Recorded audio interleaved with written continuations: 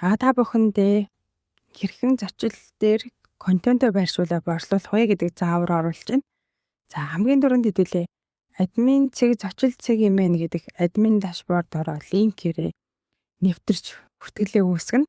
За хэрвээ бүртгэлгүй байх юм бол имэйл эсвэл утасны дугаараа энд оруулаад нэвтрэх эсвэл бүртгүүлэх гэдэг хэсгийг дарснаар танд утасны дугаар юм уу мэйл хаягт нь баталгаажуулах код очино. Хэрвээ бүртгүүл үүсгэсэн байгаа бол энд гэдэг эндсэн дээрээ дараад бүртгүүлсэн дугааруулан нууц үгээ хийгээд нэвтрээд орно. За нэвтэрж орсныхаа дараа таны өөрчлөхийн зочил контент гэдэг энэ хэсгийг орох ёстой.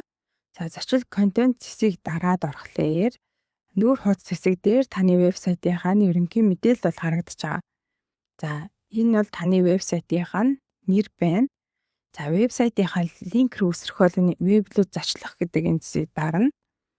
За энд худалдаа авсан хэрэглэгчийн тоо, нийт контентын тоо, хэрэглэгчийн мэдээллүүд, нийт хэдэн төгрөгийн орлого олсон байна гэдэг мэдээллийг энд харуулна. За мөн сүүлийн 14 хоногийн хандлтыг бол ингэ харуулж байгаа. За энд борлуулалтыг харуулна. Нийт хэдэн төгрөгийн баталгаажуулалт хийгдсэн байна.